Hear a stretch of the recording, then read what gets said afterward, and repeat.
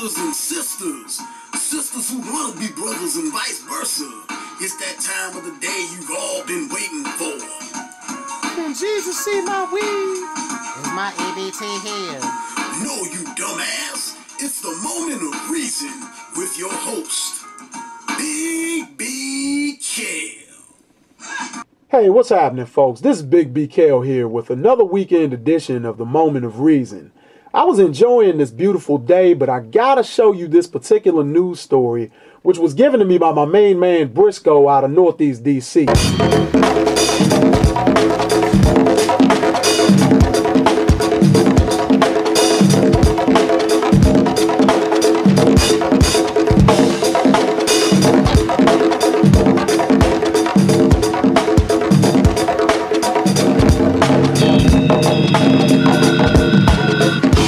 And this feed comes to us by way of Monroe, Michigan, which is a small Midwestern town in South Michigan, and it involves a 59-year-old middle school teacher named Alan Barron, who was recently suspended and placed on administrative leave with pay for teaching his 8th grade class a lesson about racism. Mr. Barron, who has taught in that Michigan school district for more than 3 decades, was showing his classroom video footage of white actors like Al Jolson dressed in blackface and was stopped on sight by an assistant principal who happened to be walking by his classroom. Now, before all you brothers and sisters who are watching this video get upset and start posting comments and crying foul, I should let y'all in on a little secret. The man that you see in the photo on your screen is not Alan Barron. This is Alan Barron. Uh-oh, you black folks are speechless now. You were probably getting ready to comb out the froze, dust off the Black Panther leather jackets, grab your picket signs, and call Reverend Al, Messy Jesse, or any civil rights movement dinosaur that has enough energy left in the tank to give you a podium pep talk.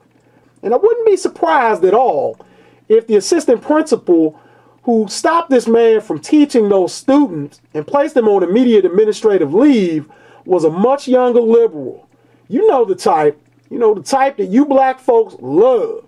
I just love me some Chelsea Clinton. Yeah. Pushing this new age, politically correct ideal system, which is nothing but a secretive way to practice racism undercover. And this goes right to what Dr. Frances Cress Welsing, Neely Fuller, and Tony Browder have been teaching for 40 plus years. And that is the fact that white people will no doubt discipline and punish their own who teach about the system of racism and white supremacy. This Michigan middle school teacher, who by the way was 2 weeks away from his retirement, is being treated the same way that former CBS sports personality Jimmy the Greek Snyder was during the 1980s. A reporter from WRC-TV was asking questions about Martin Luther King's birthday and the progress blacks have made in society. There, CBS sports commentator Jimmy the Greek Snyder gave his impressions of blacks in coaching in the National Football League. His answers could raise as much controversy as the statements by former Dodgers executive Al Campanis last April on ABC's Nightline news program. Yeah, pretty soon they're going to have to equalize it for the blacks, for the Greeks, the Jews, and for everybody. I mean, let's make it equal for everybody, you know. And is it equal? What about in sports? Well, they've got everything. If they take over coaching like everybody wants them to, there's not going to be anything left for the white people. I mean, all the players are black. I mean, the only thing that the whites control is the coaching jobs. Now, I'm not being derogatory about it, but that's all that's left for them. The black talent is beautiful. It's great. It's out there. But, you know, the only thing left for the whites is a couple coaching jobs. Yeah, maybe we need to get more black coaches, don't we? Oh, it's all right with me. Okay, well, I'm sure that they'll take over that pretty soon, too. WRC was apparently flooded with complaint calls after the Snyder comments were aired. Snyder issued an apology saying he was truly sorry for anything he said. CBS spokesperson said no decision has been made as to whether Snyder will work Sunday's NFL Today broadcast. Snyder is spending the night with Gene Upshaw, the Players Union executive director in Washington, and he has received support calls from Walter Payton and Ahmad Rashad. Listen, this is trouble. Networks don't like controversy. Particularly, they don't like this kind of controversy that involves race. In a crass business sense, it was an easy call. You know, on Friday afternoon here in Washington, our former colleague Jimmy the Greek made some regrettable and offensive remarks for which he has apologized. Yesterday, CBS issued a statement disassociating itself from those remarks. It goes without saying that his comments do not reflect in any way the thinking or attitudes of the rest of us here at CBS Sports. While we deplore the incident this weekend, we are saddened that our 12-year association with Jimmy had to end this way. Jimmy was always insecure about his education and always tried to sound more educated than he really was on issues that he knew nothing about. In certain sports, do you have more prominent? What, swimming? Is that guy? I think he wandered into an area where he didn't have any expertise. The black is a better athlete to begin with because he's been bred to be that way, because of his high thighs and big. And I think he didn't have either the vocabulary or the knowledge to go further with it. I don't think the network was left with any choice in the matter. I don't think the network fired him. I think he fired himself. Yeah, you see that, black folks? It's been nearly 30 years since Jimmy the Greek ruined his career by giving that bar and grill interview. And Brent Musburger is still throwing side shots at him like some professional wrestler that gouges an opponent's eye while the referee is looking the other way. I think he wandered into an area where he didn't have any expertise. I think he wandered into an area where he didn't have any expertise. I think he wandered into an area where he didn't have any expertise. He didn't have either the vocabulary or the knowledge to go further. He didn't have either the vocabulary or the knowledge to go further. He didn't have either the vocabulary or the knowledge to go further with it. Jimmy the Greek Snyder was the son of a struggling butcher from Steubenville, Ohio. After having tremendous success placing bets on pro sports, college athletics, horse racing, and even presidential elections, he moved to Las Vegas and got pinched for giving a friend an inside sports tip over a phone wire. The friend turned out to be a rat, and Snyder was arrested and convicted.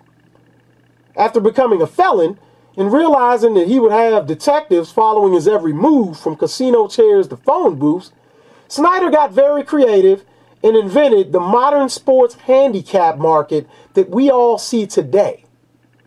This was a man that revolutionized sports gambling and brought it to the public eye.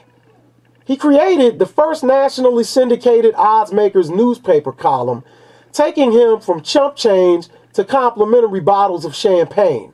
And he not only saw millions of dollars go in and out of his own hands, he made millionaires of other men and helped those TV execs do something that no one in mainstream media was able to do before, which was glamorize the lifestyle of a gambler. Now, you would think that a self-made man that was smart enough to recreate a new life for himself during his middle-aged years, which far surpassed anything he did in previous years, by transforming himself and his taboo craft into a marketable, legitimate practice that became living room friendly, would deserve some sort of credit. But the snooze media still wants you to think that the man was a moron. Jimmy was always insecure about his education and always tried to sound more educated than he really was on issues that he knew nothing about.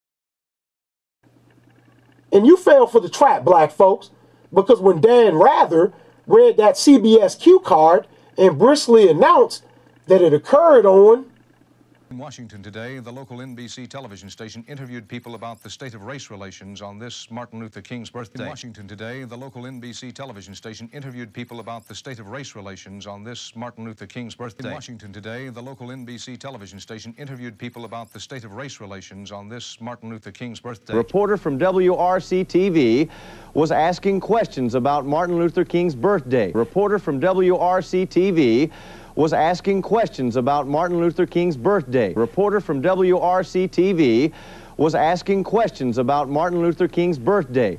They had you hook, line, and sinker because you were like, oh no, Jimmy the Greek made racist statement on Martin Luther King Day. Can't even drink my malt liquor in peace. Let's all party. The Smiths smoke liquor bull. Don't say beer, say bull. Hey gang, how about another bull? And all the network seals, dolphins, and porpoises that called themselves black leaders called for his head, knowing that the man did nothing but tell you the truth.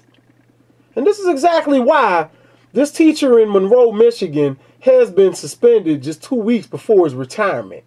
It has nothing to do with him showing old blackface material from the vaudeville and minstrel show era.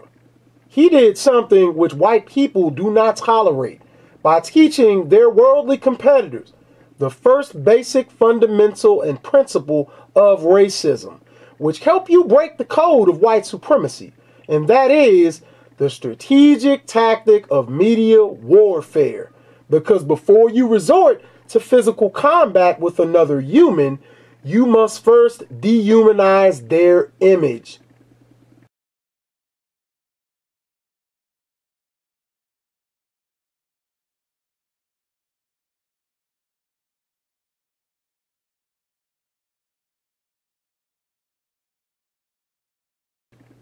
So all you black folk out there who see this video, go on and thank Mr. Alan Barron for doing something which we as a people refuse to do. And that is teach our own children how to survive.